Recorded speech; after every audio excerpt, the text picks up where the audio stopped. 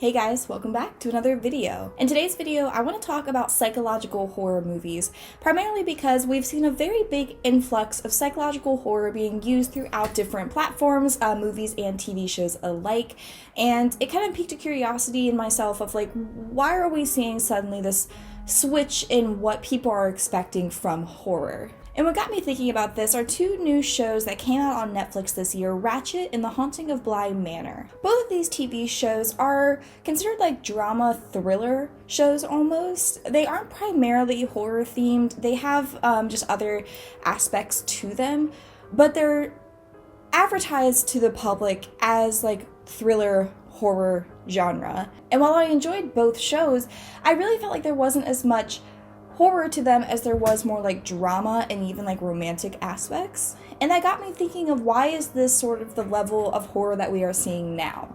And then with movies, we're also seeing this kind of increase in psychological thrillers.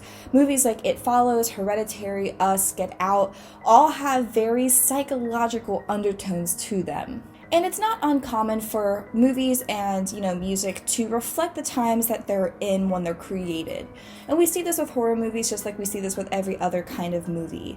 In the 20s and 30s, whenever movies really started, we started to see the more considered classic horror movies, the really, really old black and white silent films. But as movies became more and more about like an artistic expression, making a commentary on what's happening in the world, we started seeing horror movies also sort of reflecting how people are feeling at that time. And horror really started picking up around the 1950s, where we started seeing a lot of monster movies like Creature of the Black Lagoon. This was completely new because we had the technology to make these monsters come to life on screen, and it was terrifying for people at the time because this was something they'd never seen before. But quickly the monsters sort of lost their interest. Growing into the 60s, people wanted more mature storylines, I guess you could say, so we started seeing movies like Psycho, things that had a little bit more complexity to them versus just a monster running amok. But as the 60s bled into the 70s, we started seeing almost like a social change. Things started to change for the better as much as they could. The world wars were over. We had just recovered from the Holocaust in the 30s, and then we were also still recovering in America from slavery. We still had a lot of issues with racism and segregation and integration, and a lot of people kind of saw that as like the decaying of the past coming into the future. So we started seeing a lot of more zombie-like movies. Night of the Living Dead was very popular around this time of the late 60s into the 70s. Stuff like that was starting to become more popular, of sort of fighting back against like the dead and decaying people. Then comes the 80s as times start to change, technology is picking up. We started seeing the very, very popular slasher films come to life. This is whenever movies like Halloween, Friday the 13th, and Nightmare on Elm Street really started picking up. And people were terrified of the one big mass murderer, serial killer, whatever you want to call it. But slasher films were the hit of the 80s. And we also saw that bleeding into the 90s as well. Horror really started to pick up around that time. And we started seeing even just very meta horror movies coming out, like the Scream movies, which make fun of those slashers from the 80s. And then as the early 2000s hit, we had the tragedy of 9/11 here in America. And people started really getting into what is considered torture porn with movies like the Saw movies, and it seemed to be horror was turning into a place of like, how can we make this the grossest, most shocking thing possible? That's what people wanted because we were also in the middle of the Iraq War.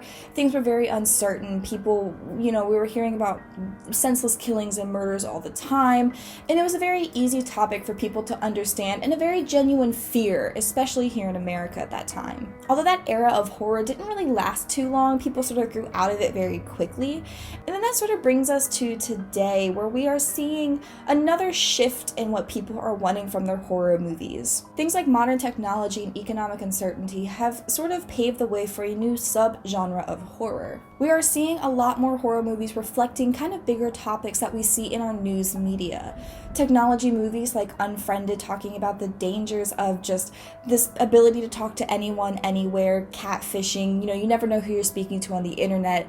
That idea alone is very terrifying and makes for just a super easy layup for a horror movie. Racial injustice in this country is also paving the way for movies like Us and Get Out, which Jordan Peele has really brought to the forefront of movies that are like psychological movies, but based around easy to understand issues such as racism and discrimination. We're also seeing an increase in horror movies based around women, particularly mothers. Movies like The Babadook and Hereditary, where it's just showing a mother's undying love for her child, but not knowing how to help the issues that are going on, and just the mental struggle of being a mother and everything that kind of builds up inside of you. And all of these topics are things that we're seeing put into more of the forefront of our media today. And just like any other art form, horror movies are starting to reflect the time that they were made in and what we're kind of going through as a country. And right now we're living in a world that is riddled with uncertainty and anxiety. It's not surprising that we're seeing that in our horror movies, where we need something a little bit more complex than just, a guy in a mask going around killing people. And so thus we've come to the psychological horror subgenre. This is a little bit different than just psychological thrillers because there's more of a focus on the mental, psychological state of the characters and what's happening to that person. You see this a lot in movies where the main character themselves don't even really know what's going on and can't discern between reality and fiction. And we see things like mental health reflected a lot more in these psychological movies, where the main characters themselves are going through either past trauma, depression, they have some type of underlying mental illness, and that alone is causing them undoubt and uncertainty to whatever is going on around them. We see that in movies where someone who is sort of considered mentally weak is more sustainable to whatever the happenings are around them. So movies where there's haunted houses and, the person who is the weakest link seems to be the most sustainable person to the hauntings happening there. It's sort of that concept that we're seeing, where it's shining a light on mental health and showing how it can really affect someone on the inside and make them see the world and reality so different. So we're seeing an age of horror where people want something more complex. There isn't so much as one particular bad guy as there is just a bunch of different happenings around a main character that cause, kind of like a chain reaction of different things. And I guess my point to this video is I'm not entirely sure how much I'm in love with psychological horrors, especially just after watching The Haunting of Bly Manor, which is the second part of the Haunting series, if you will, by Mike Flanagan, which is a series exclusive only to Netflix. The first one was The Haunting of Hill House, which was based around the Shirley Jackson book, and it's going to be an anthology series where every season is going to be something different, but sort of with the same underlying tones. So this year we got The Haunting of Bly Manor, which was loosely based on a couple other horror stories, but was really just Mike Flanagan's sort of doing, if you will. That TV show is very, very heavy on the psychological thriller part, especially because characters who have died on the property of Bly Manor are forced to sort of relive their life there. Their spirits are unable to leave, and certain characters don't even know that they're dead. So the entire time, we are thinking that as our main characters interacting with them, that they're actually there, only to find out like 4 episodes later that they're dead and in denial that they're dead, so their ghost is walking around. And while that concept itself doesn't bother me, I think it's very clever, it's fun, it's cool to be like, oh my god, who else might be actually dead? It leaves that little bit of mystery for you. It's the route in which we were starting to take to get to those conclusions. You're starting to see with stuff like Haunting of Bly Manor, and even a little bit in the series Ratched, where it takes very long to get to the end conclusion. And I don't know if that's just because these are TV shows and they're trying to draw it out for a certain number of episodes, or if it's because people want something super complex. We're hitting an age where it's harder and harder to scare people. The things that we're experiencing in real life are much more terrifying than what we're seeing on the screen. So it's hard to scare people with the normality of what we're used to. So we have to see these layers and complex, stacking of stories and mental shit in order to get a kind of creepy story along the way. But that makes me ask the question, is this taking away from the overall story? Having so many different layers and levels to a psychological horror can be cool, but you very quickly can lose people. It can become confusing. Things can be, not super obvious that are supposed to be obvious. It also leaves a huge room for interpretation, because someone who is going through mental illness or has mental illness will experience those movies and TV shows much differently than someone who doesn't. And it's very difficult to know exactly how it feels to have mental illness if you don't. And while I can sort of understand, it's still hard for me to fully comprehend because it's something I've never gone through. So that's sort of this line that we're starting to see drawn in the sand of people who've experienced mental illness or had traumatic experiences and people who haven't, and how they react to these certain things. Some people are more terrified by psychological movies than others because to them, it's reflection of what they're feeling inside. But that also leaves the question of, is this one of the more terrifying genres of horror? The human brain is so complex, and we really don't know as much about it as we would like to.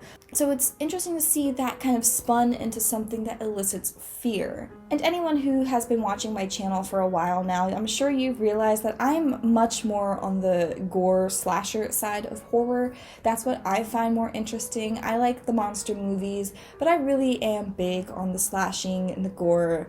And, you know, like the one single bad guy that we follow throughout. I don't mind psychological horrors. I think they can be fun, but I get very exhausted of them very quickly. And I also feel like psychological horrors lead into more of like the drama and romance part, which is not my thing. I am not a romance person. I'm not a drama person.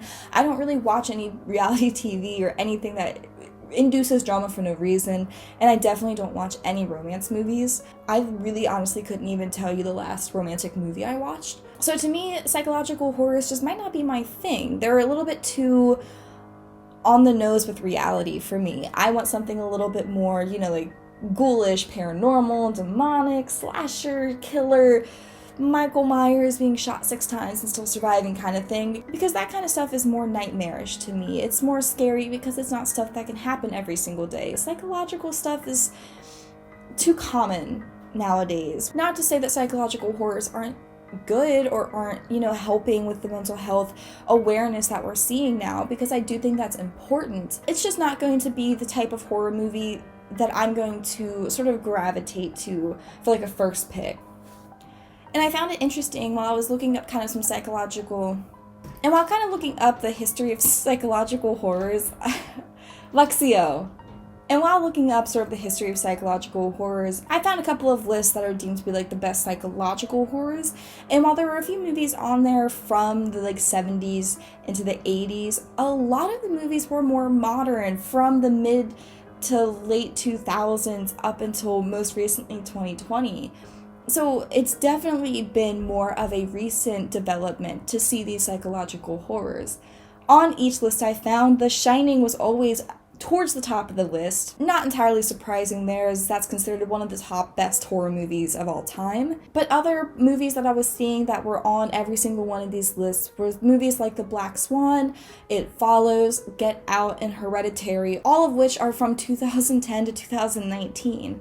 So this is definitely a new wave of horror that we're seeing, and that we're going to continue to see as time goes on. And I fully expect it to bleed into TV shows, books, everything like that. It's going to be more about this sort of psychological thriller horror thing with mental illness. And it'll be interesting to see sort of where we go from here, now that we're in the psychological horror kind of phase of the horror movies. Where are we going to be in like 10, 20 more years? What's our next step? Because if you remember, it started with black and white silent films, more into monster movies, and now we're all the way up to like mental illness. So it's going to be interesting to see the transition and what we kind of move into next. But I just wanted to talk about psychological horrors, especially after watching Ratched and The Haunting of Bly Manor. I've had it sort of stuck in my head of like, why didn't those live up to the expectations I was hoping? And I know it's because I wasn't hoping for psychological. I was hoping for like, you know, killer nurse, cutting people up.